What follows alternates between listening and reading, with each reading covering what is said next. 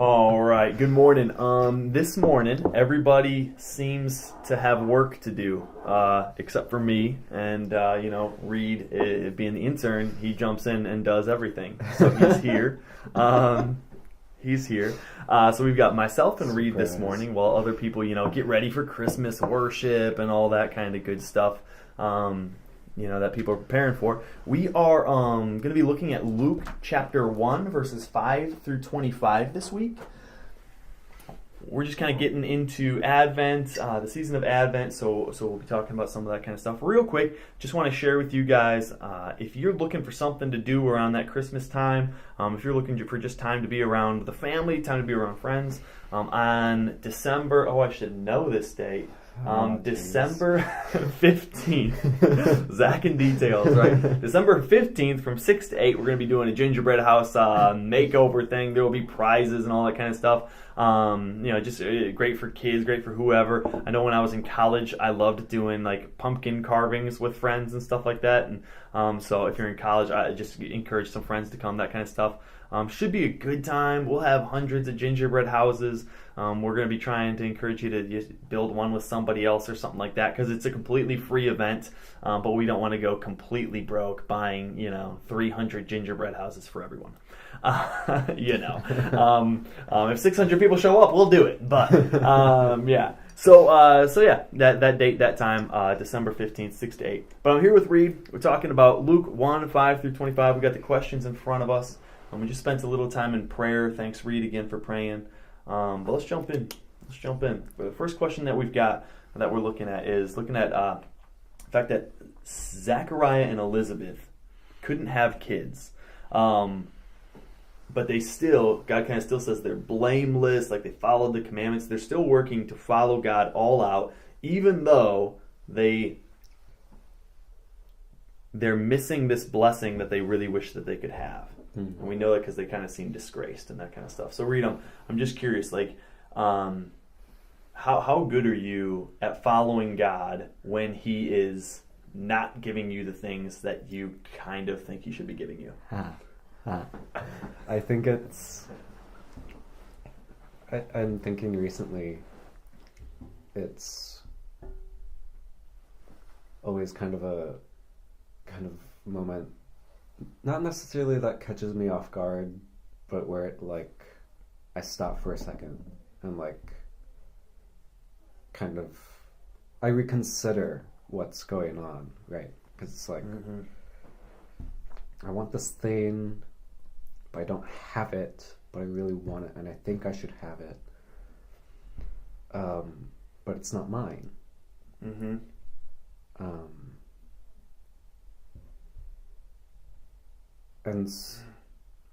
And yet, I'm still called to do the work that God has placed in front of me at this moment. Right, and so it's it's kind of reevaluating and, kind of letting the Spirit set me right, I guess. I was going to say that it was me that does that, but that's probably not true. Right. I just go further away when it's upsetting. But, kind of put things in the proper perspective of where it's what you want, Reed, is a good thing. Yeah. But what you want right now is not necessarily the fulfillment of that thing. And the way that I'm going to fulfill it for you is better than whatever that was. So just keep doing what I have for you, and you will receive that blessing, but not in the way that you expected it. And I think that's true for Zechariah and Elizabeth too. You know what as you're saying that, what this suddenly got me thinking about, so as a kid, people would often talk about those super Greek, when I was a kid, my teachers and people like that would talk about these super greedy things that you might want. You might want this great car, this nice house, this materialistic things to be a great athlete, things like that. And here, and then you get into the real, to I think more real life, and you see like Zachariah and Elizabeth, all they want is kids, right? They're like, this is not some super greedy thing that they're asking for. Right. And yet, I think your comment still 100% applies. What you got me thinking about was being single. and it, like I work with a lot of college students, high school students, young adults, stuff like that. And then then obviously this doesn't only apply to them, but how it's so difficult, I think, to enjoy God's gift of singleness when you want more. Yeah. I mean, I think it's definitely applicable there. I think we could even go back to like what you were just saying with like wanting to be a good athlete, or like wanting a really cool car or a nice house or whatever. And it's like, those things maybe aren't super great, but like underneath all of those things, I think, is kind of this greater desire to be fulfilled, to feel like you are a person who matters and who has something to contribute, or whatever it is, where you want to feel fulfilled or loved or whatever. Right. And it's like, that's not a bad thing. Right.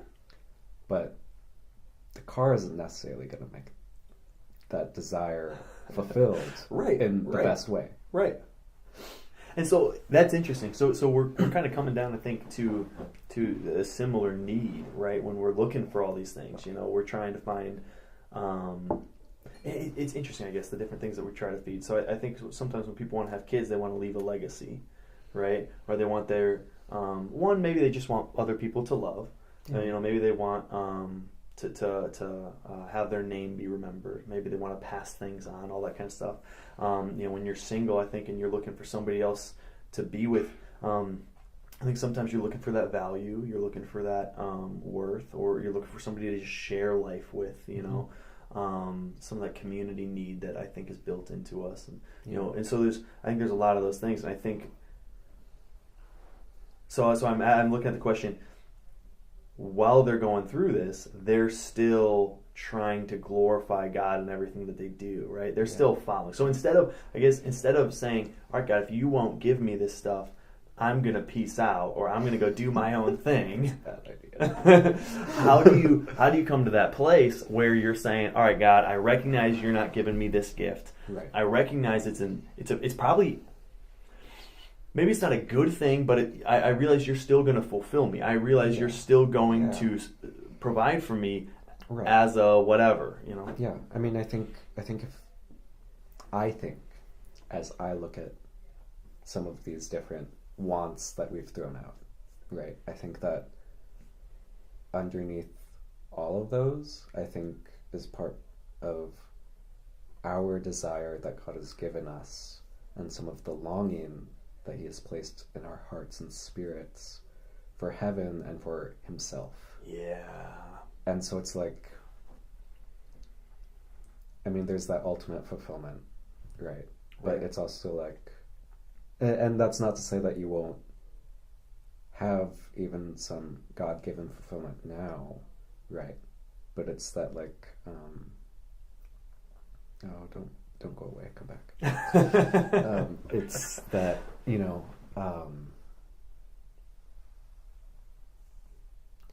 heaven is already and not yet. Right. That's repeated in Scripture, and at the end of the day, our work here on earth is to help usher in and point to God's coming kingdom and bring it already as much as we can in this life. That's a huge part of our work. And so it's like, I have this desire for God and for these heavenly themes. I think it's in the car.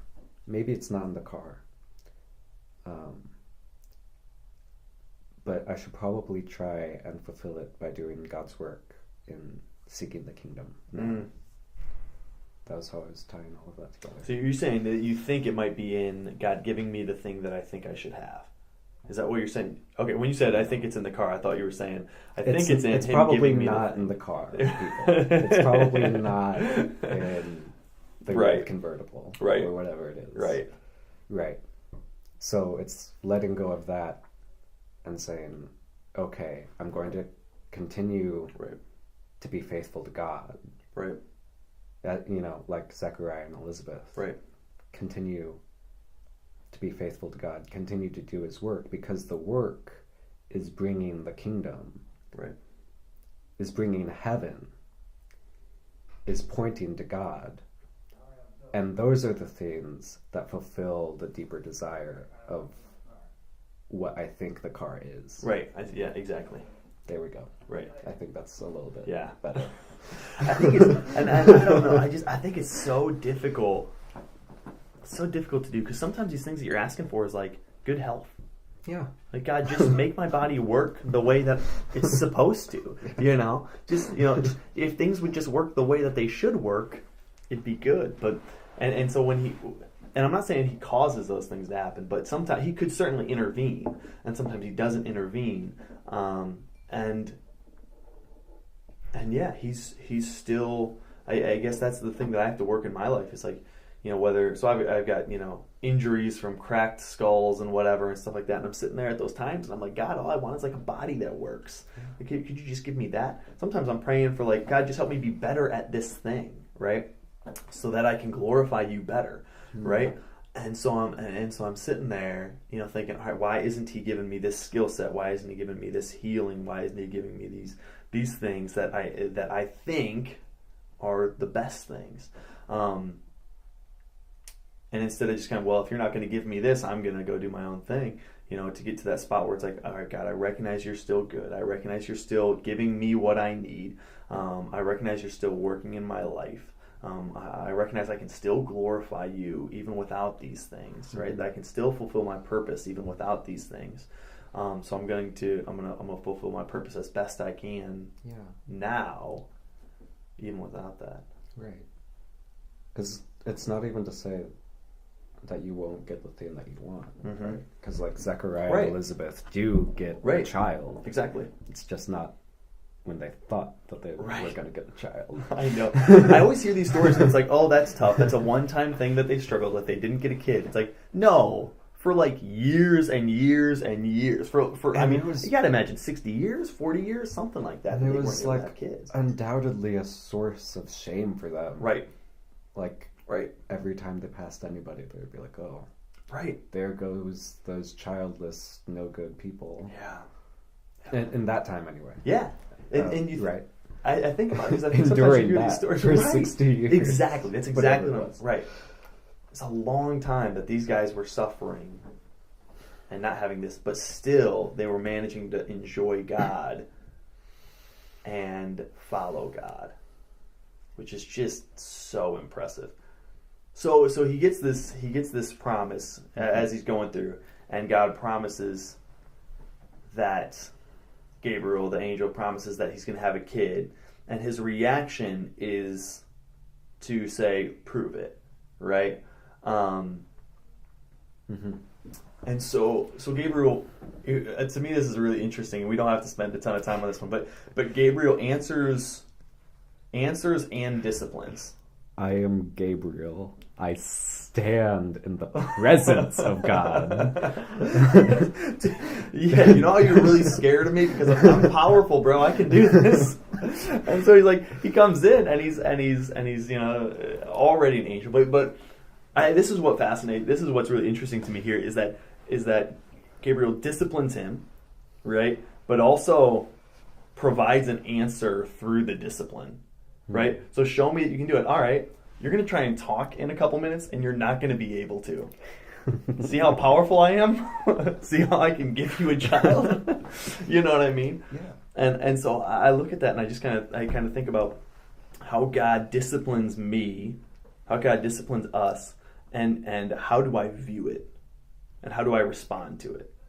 right? When he disciplines me, am I angry? Do I turn away? Do I embrace that discipline? Do I thank him ultimately? Maybe later, but maybe in the moment. Do I thank him for disciplining me? Yeah, that's interesting. We don't really get to see much of what Zechariah's response is for like the whole of that punishment, if we can call it that. Right. But at the end of it, because of the discipline, he rejoices and praises God and is able to say his name is John. Right. And back up Elizabeth, right, who's under fire for that. That was cool. Right. That's that's later on. That's in verse 62 for all of you keeping track at home. That's right. That's right. Yeah, that's good. It's in the Bible. We're not making it up. It's good. Yeah. I am curious how he responds to that discipline. It seems like he. Yeah. I mean, at the end, he's not angry, right? It doesn't seem like he's glad he's got a child, and I think he kind of embraces that, but. I don't know. It's interesting. And so what I find is hard is to first just identify when God is disciplining me. And I guess I haven't thought about this a ton before right now. I thought about not in like preparation for this conversation. Yeah. But I'm thinking about how do I know when God is disciplining me? I can tell when he has disciplined me. And that I think is part of how I figure out how. But with as you're thinking, how do you identify when God's disciplining you, or can you think of times that he has disciplined you? What's your response? Just answer all the questions. Yeah. Yeah, I don't know how soon I become aware of it. Mm-hmm. I will preface with that. Mm-hmm. But it's usually, I feel like I'll hear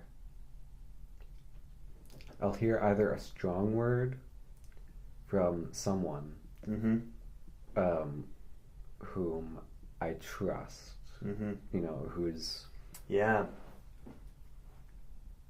who I know is very connected with the Lord and the Spirit. Or, I'll have 2 or 3 of those close friends who will repeat the same word to me. In a matter of days. Maybe in the same day. Maybe it's like a matter of hours, whatever it is. Yeah. And it's like, oh, that's what's going on. Yeah.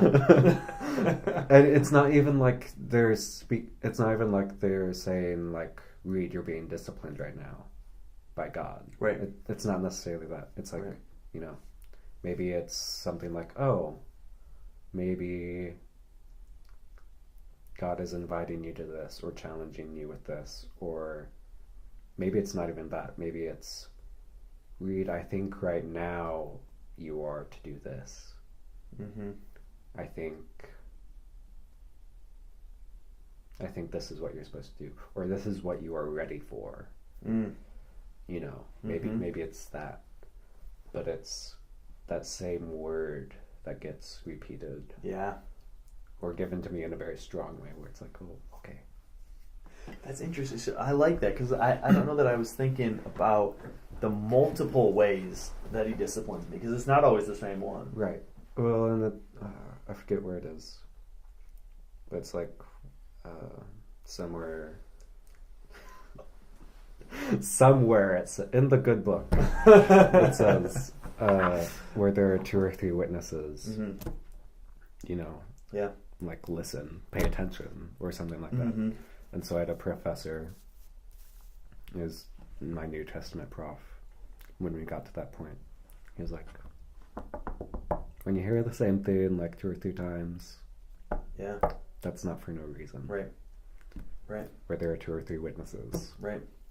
Listen. Yeah. That's interesting. So I'm thinking about myself, because I've got a few of those, of those close people who it's like, man, if they say something, I'm aware. I've been realizing, I think recently, how much of a blessing it is to work here. it's got its own challenges and its own difficulties too. Because like I can't unless I'm spiritually healthy, it's very difficult to do my job. Yes. Right. Yes. And so it's like the two go hand in hand. Mm-hmm. One thing I'm really thankful though, I know I just had a meeting with Pastor C this morning, and we meet on a regular basis, and often he'll start out those questions with just kind of first like, how are you doing? Like spiritually, that like, how are you doing? Yeah. And so it's this kind of moment to talk, bring things up, share whatever, and it's a good moment too to just for him to be like, hey Zach, this might be something, and so he's a strong voice, a ton of respect for him. If he says something, man, I listen. Yeah. No, finish your thought. No, there's a few people like that who it's if they'll ask maybe about my devotional life. They will usually ask in order to find out what's going on. Yeah. But they'll bring that up, or there will be things that have gone wrong in my life that people will see, and either I will already I will already kind of see God's discipline through the failure of something that didn't go well because I didn't act appropriately, or somebody will bring it up. Yeah, I was just gonna say, like, we're talking about these people, and it's like, if anyone earnestly or intentionally asks you how you are doing, those are the people that you should honestly answer. Exactly. Yeah, the people who earnestly ask it, right? Because so often it's just, how are you doing? Oh, good, thanks. Yeah. And then you keep passing each other. Right. And it's like, if anyone, even if it's kind of one of those moments where you would be passing each other, if they earnestly ask you, you should honestly answer them. I like that. And they will probably become those people. Yeah, that's true. That's a difficult one, man. Figuring out when to trust people is really tough. That's really tough. That's a big challenge for me. I've got past history with church and stuff like that has led me to be very pessimistic of people. I don't think that people necessarily have my interest at heart. It's not something that we should do lightly, but it's so important that we find those places where we can kind of let our walls come down. Yeah, and so it's like, if you're getting the sense that someone who really cares for you is trying to care for you more, you can probably trust them, right? Because they care for you. Yeah. Well, and then I find that people too, they often do try. They might mess up, but they're trying. So they might do something that you wish that they wouldn't have done, or respond in a way that you wish that they wouldn't have responded. Maybe an inappropriate way, bad way. Like they just gave you bad advice, or they said something. But usually often people do want good things for you, and they are trying. Maybe once you get out of high school, that's the case. I don't know. I think high school, it's a little different. High school's a hard time, man. Yeah, dude. Oh, I've no desire to ever go back. I'm done with that, man. I'm done with that. I'll work with them, but I don't want to be there. So I'm interested. I guess I'm thinking about. Well, I guess I wanted to say one more thing on the discipline side. What are we at? We're doing great. 23. Oh man, time's flying. It's just us. Nobody's listening at this point. They've all checked out. Then the other way that he disciplines me is, and I think I've shared something like this before, but he starts taking away the peace that I have, and so I think part of that is just kind of like the fruit of the Spirit, and as I'm enjoying him, I'm experiencing that peace, and as I'm not following him and saying no to him, I'm not able to have that peace. Yeah. And so it's kind of like, that discipline is taking away something good. Yeah.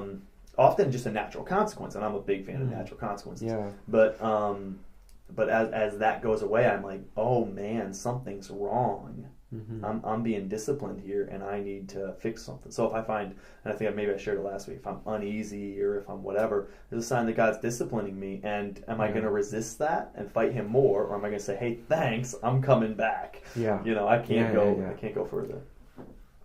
I think about that. I think about.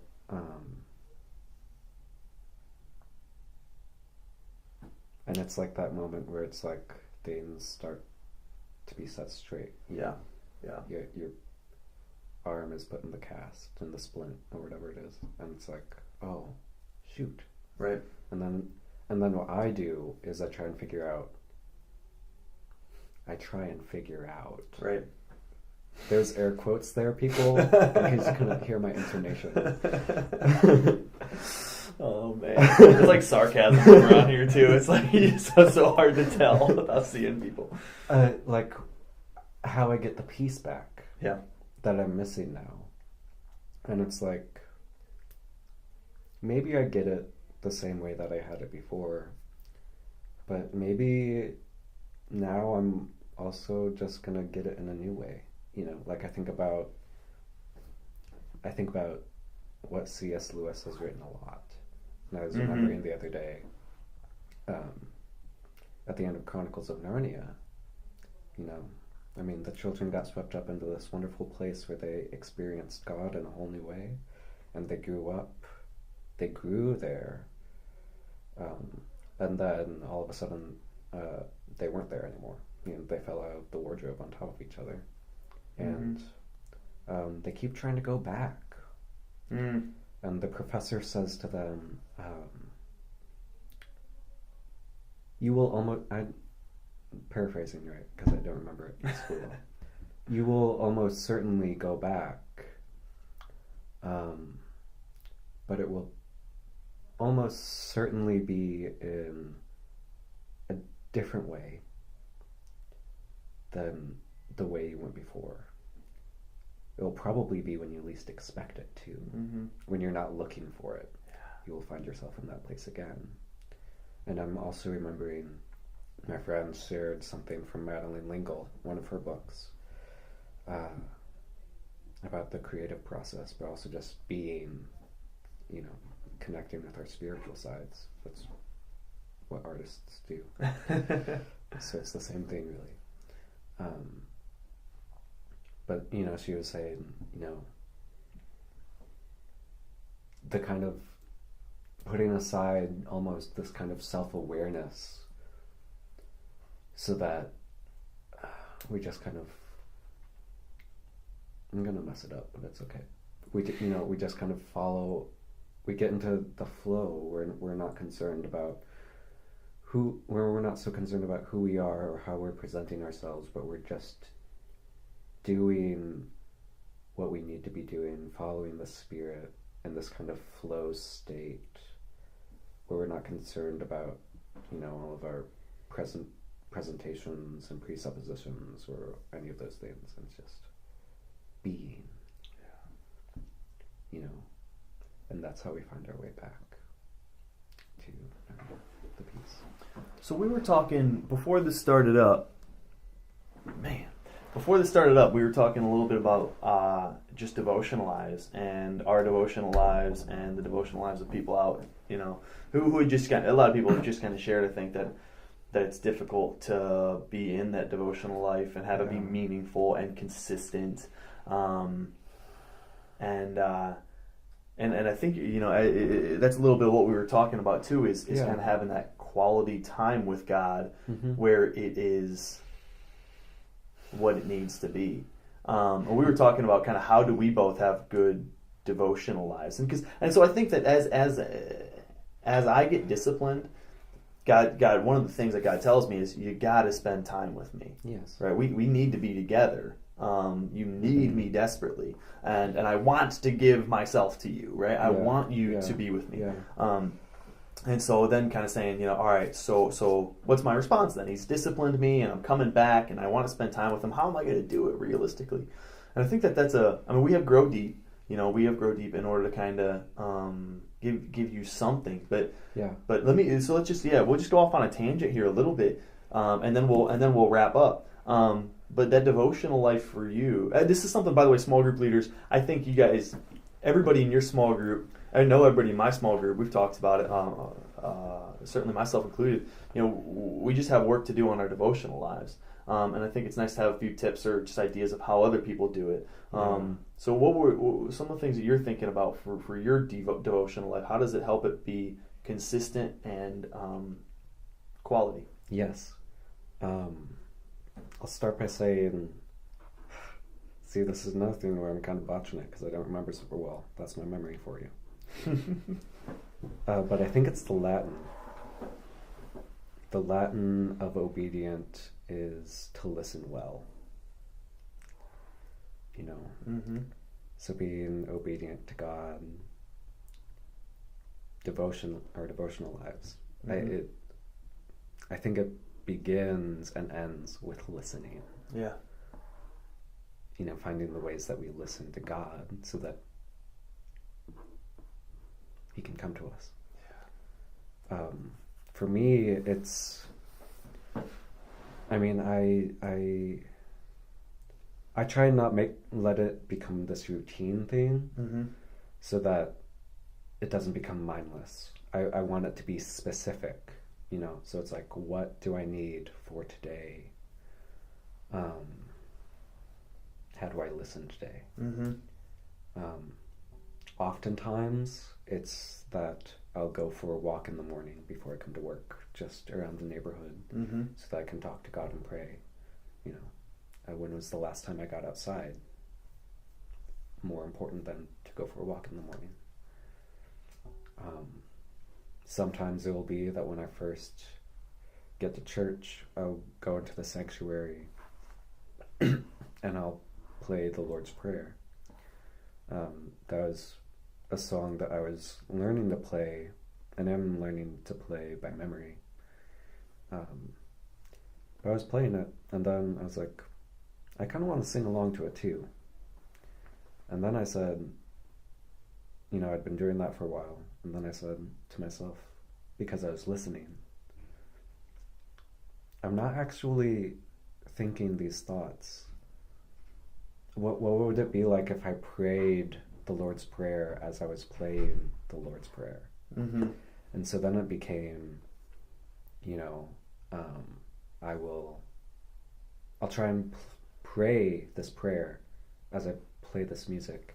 And if I come to a point where I realize that I'm not actually praying, I'll go back to the beginning and start again. Mm-hmm. Maybe I get to the same place because that place is particularly hard and find that I need to go back again, or maybe I get a little bit farther, whatever it is, until I can honestly pray the whole thing as I've played through it. Mm-hmm. But then oftentimes the other things that I'll do is maybe it's that I need to take some time and listen to some good music, or maybe I need to go and draw something about my soul, or where my soul has been, Mm-hmm. you know, and then paint that. Maybe I just draw it today and then paint it a few days later. Mm-hmm. That's okay. Mm-hmm. But you know, because I'm a visual person, and that's the artistic process of drawing and painting it out, is helpful to me. You know, so what are those images that illuminate the achings of my heart? You know, because listening to those things is the beginning of the healing. Exactly. That's what I'm thinking. You know, I think it's difficult, and I think it takes time to figure out what's really going on, to figure out what's really bothering me, what do I really need, and what's God really saying towards that thing. Yes. Right. So in what way am I hurting? In what way am I struggling? And then to figure out what God's answer, I need to figure out what that is in order to kind of figure out what God's answer is. And that's why, you know, when you talk about, I think sometimes you start drawing and you don't realize where it's going. And then suddenly you're kind of getting a little bit of an idea of what exactly is bothering you. Or that's why walking is good for me. It helps me kind of refocus. Like workouts are really big for me. And what I love are these like workouts that take a long time. And 25 minutes into it, I'm just thinking, wow, this sucks. And that's when my prayer time kind of starts. Not like, let me get through it, but like, God, I want to prioritize you and be with you and hear you even when things are really hard. Yeah. Right? You're so good. And I just want to talk to you now. Right? And sometimes that also helps me get rid of other obstacles. So things that are distractions in my mind, like work or things I've got to do, they're not on my mind at that time because I'm only thinking about the pain of the workout, that I'm able to kind of hear him a little bit there. But that's why walking helps me too. It helps me clear my mind, other things like that. We do need to wrap up. Man, unfortunately, I know. Don't you remember in high school when you had like a 3-minute like presentation? It seems so difficult to fill that time. Now we've got 34 minutes. One thing I want to just encourage you guys to be thinking about is just who does God have in your life that needs to hear about him? Who does God have in your life that needs his love? And we're going to be talking about that a lot over Christmas. Who are you going to invite to worship? But I really encourage you guys to not just be thinking, oh, I need to invite 5 people, but to be thinking about who is it that God's putting around me that might need the gospel, that might need to be loved. For me, I'm not going to mention them here just because I don't want to call them out or have it all out there, but I've got a few people at the 2 different gyms that I kind of run around to, people who God has kind of developed a good relationship between me and them, and who I kind of know potentially have some interest. And then I've got a couple of neighbors who God has also kind of revealed to me. So I'd encourage you guys to think about that. And with that, thank you for listening this week. If you made it 35 minutes, props. God bless you. And thank you. Yeah, next week we'll God bless you. Next week we'll try and keep it a little tighter. The one week there's only 2 of us, we go long this week. All right, you guys have a great day. Thanks for listening.